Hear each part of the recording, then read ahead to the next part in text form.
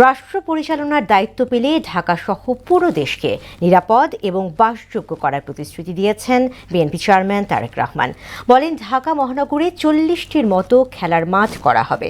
বিকেলে রাজধানীর ইসিবি চত্বরে আয়োজিত পথসভায় উন্নয়নের স্বার্থে ধানের শীষের পক্ষে ভোট চান তারেক রহমান। তানজিদ ভুঁইয়ার প্রতিবেদন। নির্বাচনী প্রচারণায় সারা দেশ চষে বেরিয়েছেন বিএনপি চেয়ারম্যান তারেক রহমান। শেষ 2 দিন ঢাকা উত্তর ও দক্ষিণ সিটিতে আয়োজিত সমাবেশে যোগ দেবেন তিনি। রোববার দুপুরে অংশ নেন রাজধানীর ইসিবি চত্বরে আয়োজিত পথসভায়। তার উপস্থিতির অনেক আগেই লোকে লোকারণ্য হয়ে ওঠে সভা মঞ্চের আশপাশ। ক্যান্টনমেন্ট থানা বিএনপি আয়োজিত পথসভাটি মুহূর্তের মধ্যেই যেন জনসভায় রূপ নেয়।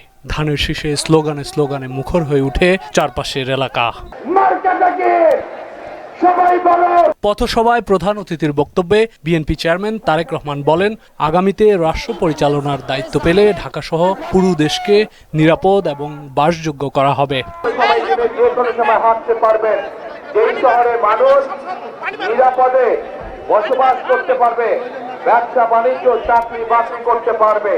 প্রিয় ভাই বোনেরা, আমরা একটি সুন্দর শহর গড়ে তুলতে চাই, যেই শহরের মানুষ বুক করে শ্বাস নিতে পারবে।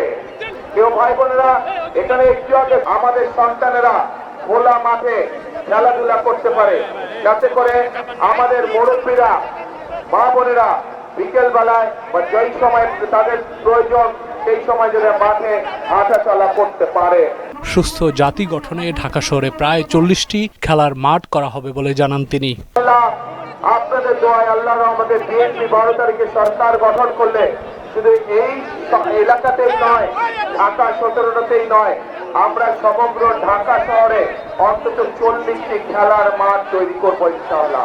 আরেকটি দাবি আছে, চত্বর থেকে জসিমুদ্দিন পর্যন্ত 60 ফিট প্রশস্ত করানোর জন্য যে রাস্তাটি আছে, ইনশাআল্লাহ বিএনপি সরকার গঠন করলে আমরা মানুষের বসবাসের জন্য, চলাচলের জন্য এই এলাকার রাস্তার প্রসার ঘটাবো ইনশাআল্লাহ।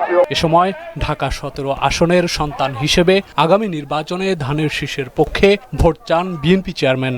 ধানের শীষের পক্ষে সমগ্র বাংলাদেশে আপনাদের বন্ধু বান্ধব আত্মীয় স্বজন যারা আছে, আপনাদের মাধ্যমে আমি সকলকে বিনীত অনুরোধ জানাতে চাই, ধানের শীষের পক্ষে 12 তারিখে ভোট প্রদানের জন্য।